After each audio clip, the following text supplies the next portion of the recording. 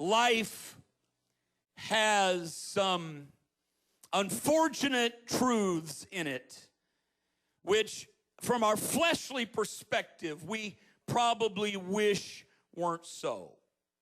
It seems like living here would be so much easier if we just didn't have to face certain realities of life which come to us, but they do come. You see enough sunrises doesn't mean you've sinned. It just means you're breathing. And you will face days of disappointment. And you will know the sting of betrayed trusts. You will live through painful moments, and you will have dark valleys. And you will see hard seasons, and you will deal with broken promises, and you will hear devastating diagnoses, and you will battle wounded spirits. They are quite simply a part of our existence here due to the fall of man. Had Adam never partaken of that one forbidden tree, then we wouldn't have to be familiar with words like renewal or healed or restored or anything of the like. If it weren't for sin, there'd be nothing worn out that needed to be renewed. There'd be nothing broken that needed to be healed, and there would be nothing missing that needs to be restored. Our joy would never suffer. Every day would be pink lemonades and bunnies and butterflies. Our peace would never be under attack. We'd never know what it is to lay at night with your eyes staring at the ceiling, worried about a backslidden loved one. Our confidence would never waver. We'd live every day in that much more God we heard about last. We just live there with never a challenge of stepping out of that place. Our assurance in the Spirit would never battle against the weakness of our flesh, but that's not real life. Real life has a component of pain. And the reality is that all of us are going to experience those aspects of life. The reality is that if we can be honest, some of us are there right now. We deal with the bitter taste of disappointments, and we wrestle with the trials of our faith. And we have moments when hope seems distant, and victory seems absent, and life seems dreary and even pointless. Moments when pain becomes our constant companion and our faithful tormentor, until thoughts that we never thought we'd entertain are regular inhabitants in our mind. Maybe I ought to just quit. Maybe I ought to just drop out and go home. I don't know if God really called me. I think I'll just go be a plumber. I think I'll quit. I'm just going to give up. Those thoughts begin to haunt our minds. I am asking somebody to get real tonight. Am I the only one that's ever said, "Where is God?"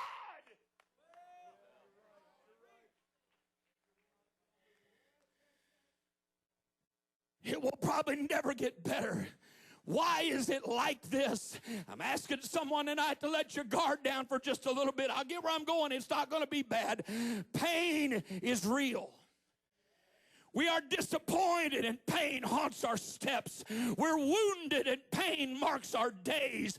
My family broke up, and pain is the ever-present aftermath. My dreams were shattered, and now pain takes its place. Stats tell me that 1 out of every 5 of you young ladies was molested when you were a child. That's what the statistics would tell us. And pain eats at your soul with every visit of those horrid memories. Because I have to tell you, friends, pain can't be ignored. Pain has to be dealt with. Pain has to be answered. I am preaching tonight to individuals that are dealing with hurts way down deep in your heart, matters in your family and in your past, matters right now in your church, chaos in your world, and it breeds pain in your spirit. And pain has to be answered. Pain has to be handled. And I believe God has given me one way to give you, to help you handle your pain. Now, I've got you really nervous now, man. Jackson's got us walking on the Milky Way and you're dragging us through the mud. Just hold 1 second. The man is a treasure in the Missouri district. He is one of our senior ministers. 82 years old now, I believe he would be.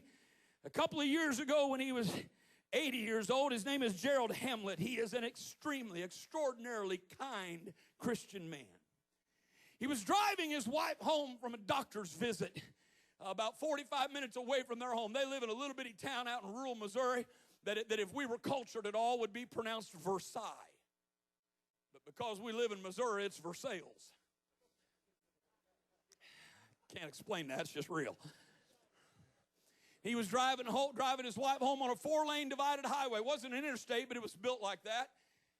And we don't know exactly what happened, if he blacked out or fell asleep, but his car crossed out of the right lane he was driving in, across the left lane, across the median, across the oncoming lanes of traffic, down an embankment, across a ditch, through a fence, and stopped out in a farmer's field down on the other side.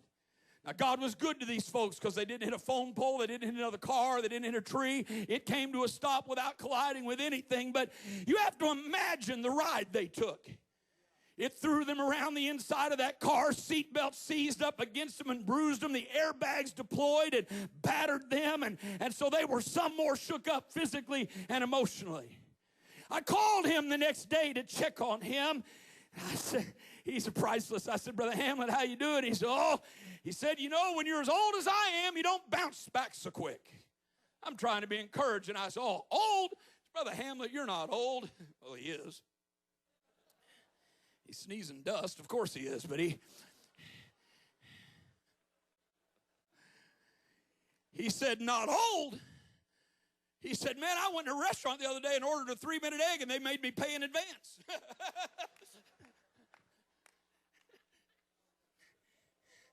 I said, well, that's old. He said, oh, I'm all right. He said, but you know, he said, I guess what I'm saying is that, and boy, he made a statement that resonated in my heart because of some things I was going through right then. And this is my message tonight that I want to give you, and it's not going to be the downer it sounded like when I started. Over the phone, he said, Brother Graham, I just want you to know I appreciate you calling. He said, I'm hurting, but you know, only survivors hurt.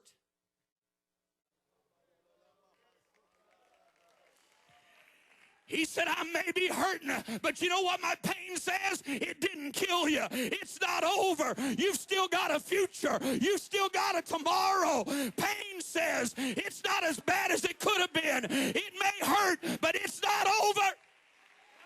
I just want somebody to realize tonight your pain has a testimony. Hell couldn't kill you. It's not over. You've still got a tomorrow. It's going to... I need somebody in the middle of your valley to say, hell, you got a problem on your hands. I may be hurting, but I'm still here. I may be hurting, but it's not over. I may be hurting, but I'm still going on. Only survivors hurt.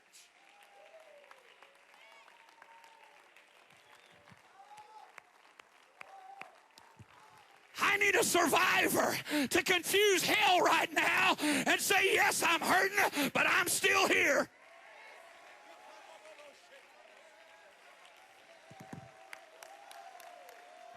I need a survivor to confuse your enemy right now and say, I'm still hurting, but I'm still here. You couldn't end it. You said it was over. It's not over. I may be hurting, but only survivors hurt.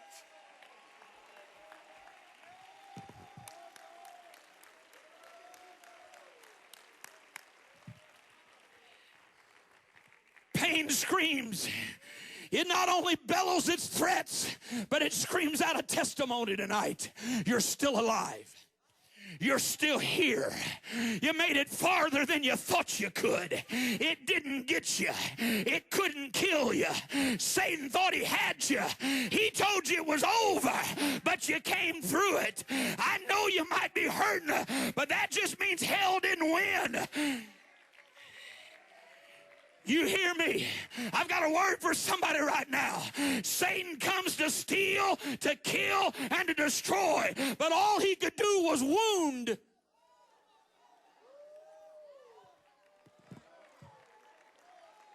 You didn't hear me. He failed. That wasn't what he came to do. He came to destroy. But all he could do is hurt you. So I know you may be lonely. I know you may be scared. I know you may be bleeding. But you need to see that as a testimony that hell failed. It couldn't destroy you. It could only hurt you. But only survivors hurt.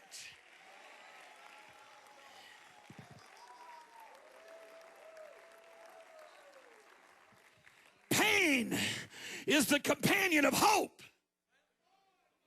Pain resides with courage. Pain walks in tandem with faith. Because pain says, congratulations, you made it. I'm not goofy, I just look this way. I didn't say it's fun. If you like pain, there is something seriously bad wrong with you. We were tearing an old building down next to that's the church where I grew up. We were tearing it down to build our new building. Just an old house. I don't know, I was 8th grade or something like that. And I was in there, and my dad sent me out the truck to go get some tools. I don't remember what now. I just ran out the porch, just jumped off down the yard. When I did, something felt funny.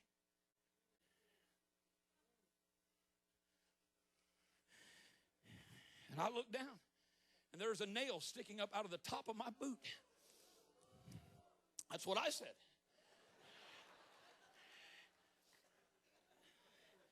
I'm not a doctor.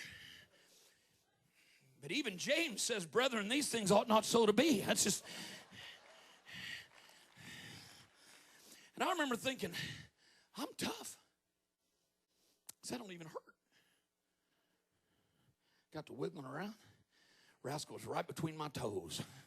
Didn't even touch me. I mean, didn't even nick me. Didn't bleed or nothing. Just came right up through the top of my boot. I just broke the board off so I could take it with me. I walked inside.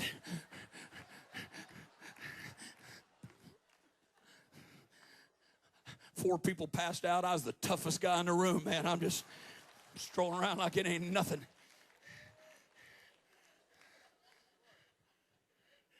I had the marks of an injury. As it turns out, I wasn't hurt, but I was walking. Anybody that looked at me, I sure looked hurt. All I'm saying is sometimes you come in the house of God and you've got the marks of an injury on you. You took a step and something unexpected happened, and before you could turn around, you were bleeding and hurting, and everybody around you was saying, that had to hurt. But I want to encourage somebody tonight to walk in this place and say, you know what? It wasn't what I wanted, and it wasn't what I planned, and it wasn't what I asked for. And yes, it hurts, but honey, I'm still here. I didn't backslide. I'm not in hell. I'm not in the grave.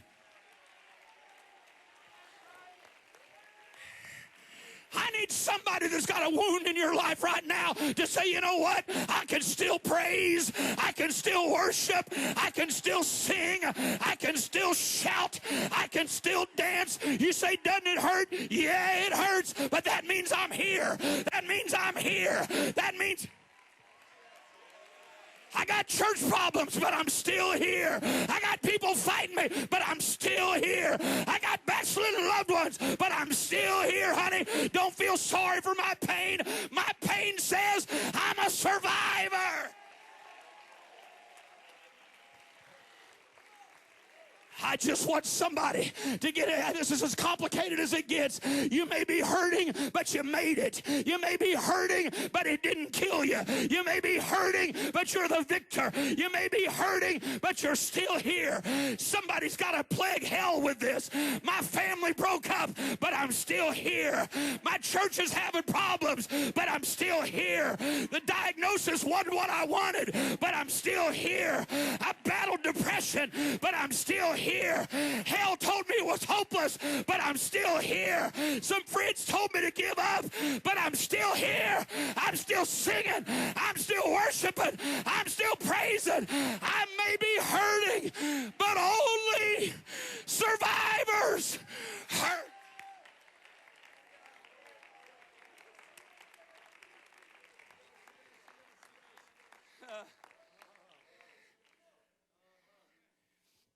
And that's why, a good young man, I wouldn't embarrass you for all the tea in China, but you get out in the aisle and start jumping around like that.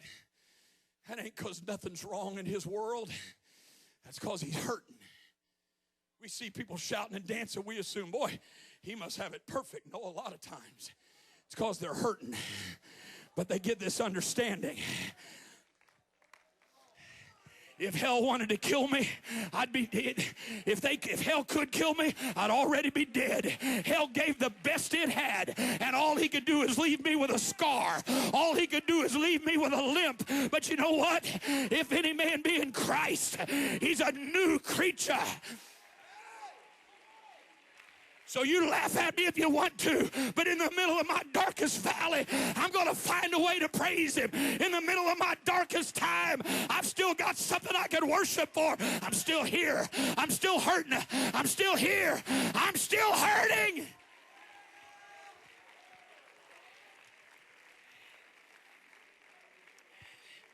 Hit me a while back. You quoted half of it tonight. Hit me a while back.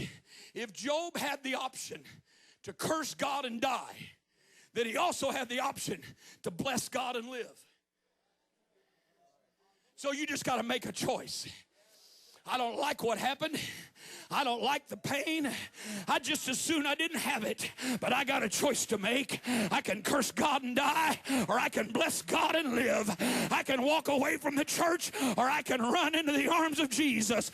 I can give up, or I can hold on. And I made up my mind.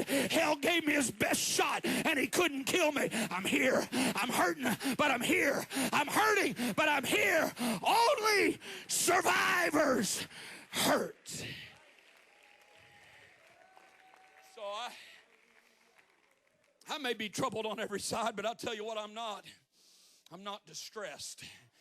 I may be perplexed. There's stuff I don't understand, but I'm not in despair, not on your life.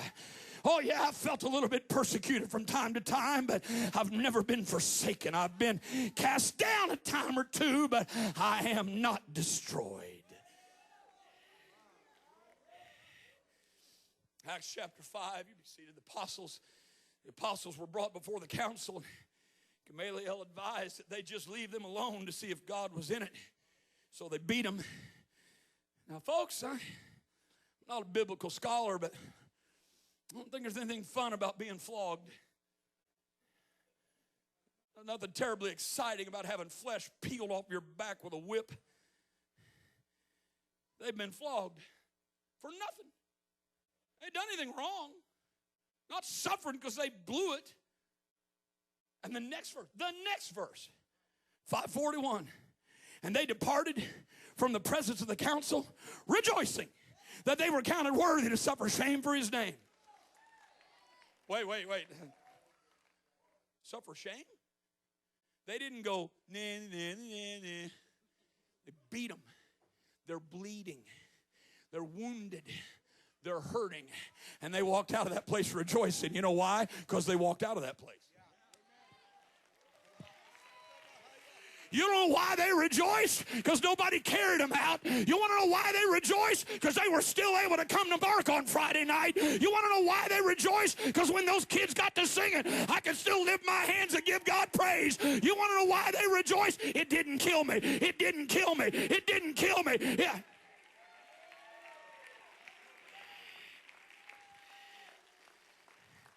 What are you guys so happy about? Because we're hurting.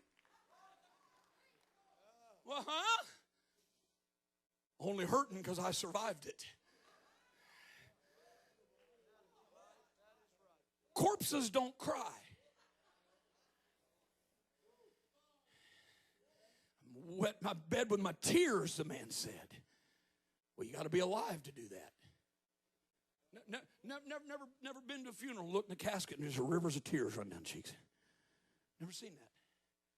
So you don't know how many tears I've shed. You're still here. I'm not suggesting you like it. I'm not suggesting it's fun. I'm only giving you or easy, but I'm giving you a way to get through it by saying it hurt me, but it didn't kill me. Here it is, Romans 5:3. And not only so, but we glory in tribulations also, knowing that tribulation worketh. Why would I glory in tribulations? Why would I take joy in times of difficulty? Why would I jump from the arena floor bloodied and bruised and hurting and wounded with a smile on my face and singing, God's been good? I'll tell you why. Because halfway through the battle, the enemy was whispering in my ears, you're not going to make it. Halfway through, he said, you're going to backslide. Halfway through, he said, you're going to hell.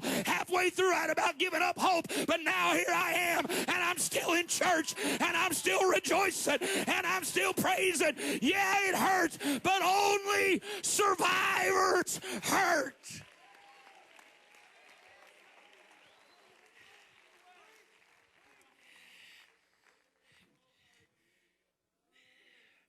A few years ago, Brother and Sister Carson, their great family, were part of our church, and they may try to figure out when it was. I don't doubt if they can. Back a few years ago, I went through one of the toughest stretches. Pastor and I've been joking this year preaching, tell folks I'm a recovering pastor. Hi, I'm Scott, and I was a pastor. Hi, Scott. PA, Pastors Anonymous. It's a great group. I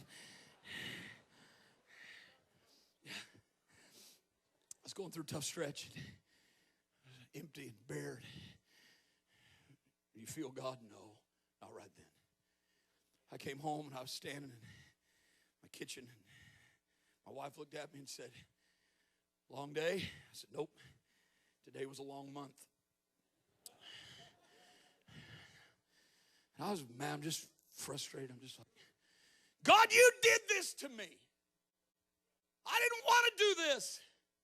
I had a career in computer engineering. You did what? My wife needed something from the basement, so I went down to the basement. Half our basement's finished, half isn't, half is just storage full of junk. I was in a bad mood. I walked back in that half of the basement. I saw 3 boxes sitting over there that we have moved every time we've moved and have never opened the boxes. Now, there can't be anything in there we need. And I was in a mood to throw something away. Bless God, I'm throwing them. I'm going to write the names of about 3 people in the church on the side of those boxes. We'll take it out and throw it in the dumpster. And I'm down there I'm telling you, I'm muttering. I'm having a little fun with it, but I'm dead serious. I was down in the basement saying, I didn't want to do this. I didn't ask to do this. I wasn't that kid at the front of the church going, pick me, pick me. I want to preach. No, I wanted to be a computer engineer. That's what I was on track for. I had a job waiting on me. I was sad. I had a job waiting on me when I got out of college in 1987. They guaranteed me I'd start at $48,000 a year in 1987. I got out of Bible school that same year, became a youth pastor, and made $13. No, I'm kidding. It's just... I'm down in the basement just muttering and fussing. I don't know why I've got to do this. I'm bleeding from 101 cuts from harsh statements and stuff. And I looked over and saw the box. I threw it rascal away. And I grabbed it and just thought, probably ought to just check. And I ripped that box open. I don't even know if y'all have them anymore. This was back right after the dinosaurs died. My yearbooks from Bible school. I pulled a yearbook out, looked at it. Picture of me in my cap and gown. And they let each of us put a verse underneath our picture. If you'd held a gun to my head, I couldn't have told you what verse it was. Had to be in the Old Testament. The new one hadn't been written yet back then. It was a long time ago. No, it was. I couldn't have told you what verse it was, Brother Moody. I've been spending the last 15 minutes in my basement muttering and fussing about having to do the work of ministry. And I looked under that picture. And it said, I thank my God in that he hath enabled me, calling me into the ministry. I can't tell you what washed over me in that moment. I may be hurting, but I still get to preach. I may be hurting, but I'm still an apostolic. I may be hurting, but Sunday I'm going to baptize somebody in Jesus' name. I may be hurting, but it's not over.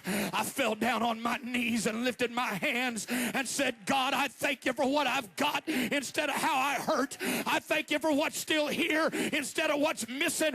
I thank you. It didn't hurt any less. Everything people had said about me had still left cuts in my soul, but I got up saying, I'm still here, devil. It didn't kill me. About 10 minutes ago, you thought maybe I was going to resign and walk away from ministry. I tell you what I'm going to do.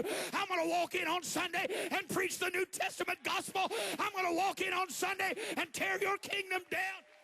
Devil, you got a problem. I may be hurting, but I'm a survivor.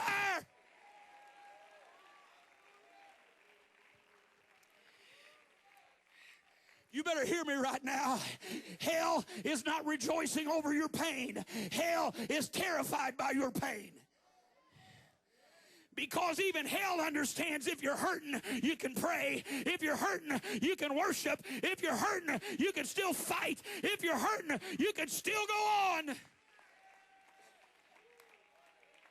I want somebody to hear this statement right here. Pain does not say that God was not faithful. Pain declares that you have been faithful. I'm sorry, did I say that in like Yugoslavian or something? Pain doesn't say, God, you failed. Pain says, son, you didn't. So embrace your pain. You don't have to enjoy it, but grab a hold of it and say, you may not understand, but I'm exceedingly joyful even in my tribulations, because only survivors hurt. Well, I need somebody to lift your voice right now. God's trying to help someone, and you're bleeding when you came here this week. You were hurting when you came here. There's a college kid up here that was thinking about going home because you're hurting so bad. But I'm telling you, God sent you a word tonight. I know you're hurting, but you're surviving. You're still here. You can still make it. Pain testifies that you've been faithful. All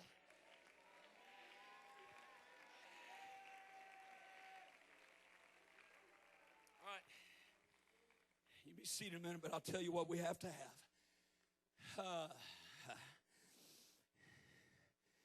Ichabod. His name is shrouded in infamy. Nobody today names their kid Ichabod.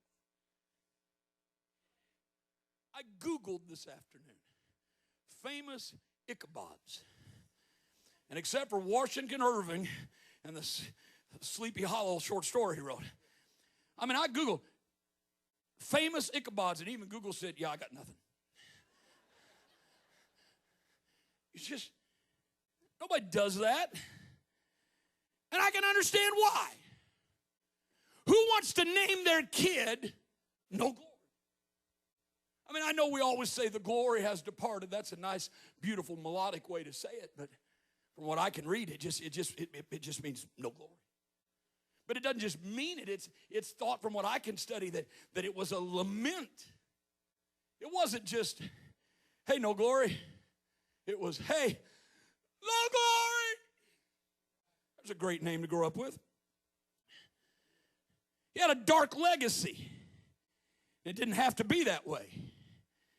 His grandfather was Eli, the high priest, only the seventh in Israel's history. But Eli's son Phinehas was a corrupt man. He was wicked and vile. So the judgment of God was pronounced against him, carried out in a battle with the Philistines. While that little boy was yet in his mother's womb, during a disastrous, painful day for the nation, his father and his uncle Hophni were killed in battle. And of even more terrible consequence, the Ark of the Covenant was stolen by the enemy. When word of that horror returned, the babe's grandfather, Eli, fell over backwards off the bench where he sat and died, broke his neck. And no sooner was that done than the boy's mother, she gave birth and died in childbirth. Consider it. His father, his uncle, his grandfather, and now his mama have all died on the same day that the ark was seized by the Philistines. It was a day of pain.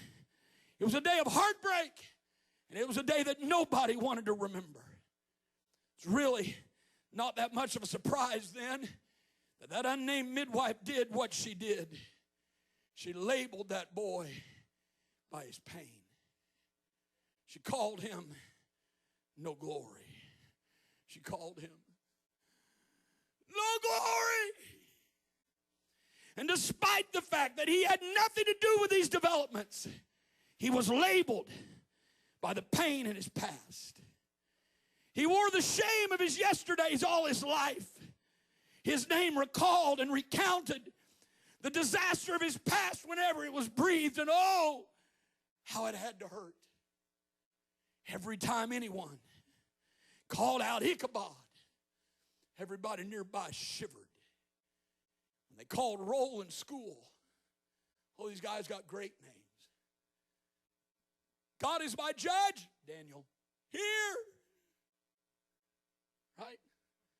All these great names, all those names, all you Bible schools know this, they end in the IAH, that's Jehovah something. And all the ones that start with have EL, that's God. Some all these great names. God is my judge. Here, teacher. No glory. Here. He walked every day of his life in the pain of his past. Every time he came to church, choir was singing, everybody shouting. The devil just keeps whispering in his ear and reminds him of the pain he's coming through. Such was the path he journeyed through life from the moments his first breath is recorded. And even though he's the grandson of the high priest, listen, this blows my mind. Somebody else I know, there'll be a dozen people who already knew this. I didn't. Even though he was the grandson of the high priest, we read nothing about his life from that point on. He disappears into the fog of the pain in which he lived. But much to my surprise, and I'm not sure how I missed it all these years, Ichabod had a brother. Now, Ichabod's brother obviously had to be older because his mom and dad died the same day Ichabod was born. But he's got an older brother. Didn't even really realize it. 1 Samuel 14, we read of King Saul resting under a pomegranate tree with some of his men. And in the listing, we read this. And Saul tarried in the uttermost part of Gibeah under a pomegranate tree in Migron. And the people that were with him were about 600 men. Look at the next verse. And Ahiah, the son of Ahitub, Ichabod's brother, the son of Phinehas, the son of Eli, the Lord's priest in Shiloh, wearing an ephod. So let me try to trace it for you. He had Eli was the high priest. Then Phinehas was the high priest. And then his son, Ichabod's older brother, Ahitub, was the high priest. And then Ahitub had Ahiah, and he was now the high priest. But veiled in the middle of that verse is the account that Ichabod had a brother named Ahitub. Now, what is amazing to me is what his name means.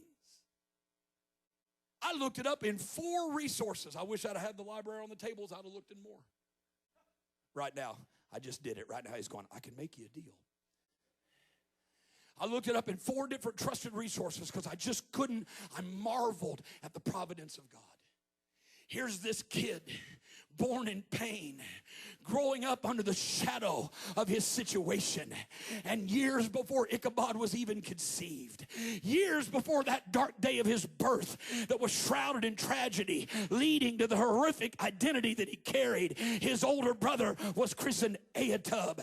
And the amazing thing to me is that before Ichabod even needed it, God had ordained something to help that boy, because Ahitub, Ichabod's brother, means my brother is good. While everybody else was pointing their finger at him saying there's nothing good, you're trapped in your pain, he had a brother that come alongside him and say, my brother's good, my brother's gonna make it, my brother's got this. All I'm telling you is when you hurt, don't leave the church, because you need a brother to come. You need a brother to come up next to you and say, I know what they're saying. I know what hell is telling you, but I believe in you. I believe in your future. I believe God's got plans for you. Don't quit. Don't quit. I know it hurts, but you're my brother, and we're going to make it together.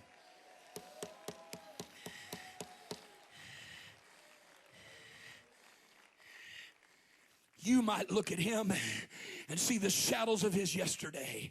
I look at him and I see the promise of his tomorrows. You might look at him and see the gloom of the pain. I look at him and see the promise of healing. You might look at him and see the accumulation of his mistakes. I look at him and I see the magnitude of his potential. You look at him and see what he can't be. I look at him and tell you what he will be. I need some Bible school kids to hear me. I don't care what mistakes you may have made in the past. When the enemy tries to beat you up with that, you need to get with some of your brothers. And somebody's got to put an arm around your shoulder and say, you may not be perfect, but I believe in you. You're going to make. Would you stop tearing each other down, wrap an arm around his shoulder and say, I believe you're going to be a revival pastor. I believe you're going to be a missionary. I believe you're going to be the greatest worship leader we've ever had. We need a brother to say, I know there's pain in your past, but my brother is good. My brother is good. My brother is good. You're going to make it. Stand with me. I believe I'm going to quit. I am not discounting your pain. I know it's been tough, but you're here. Somebody has to look at hell. So you got a problem on your hands. You couldn't kill me. You could only wound me. And I've got some scars, but so does he.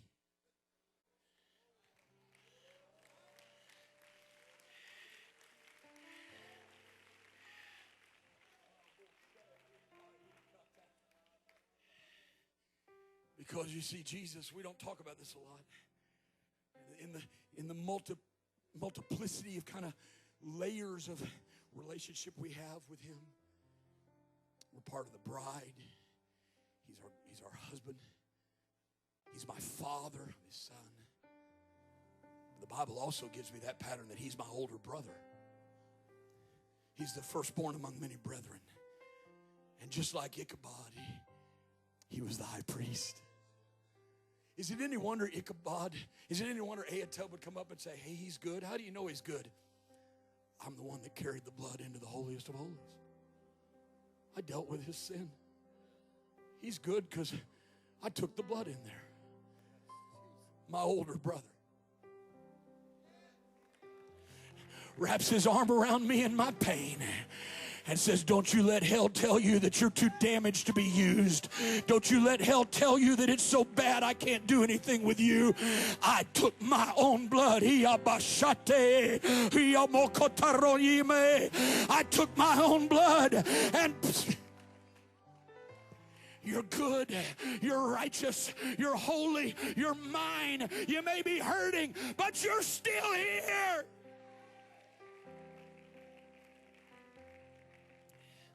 So I don't know anything to do except just do what I need to do. The altar call at the first is for the hurting.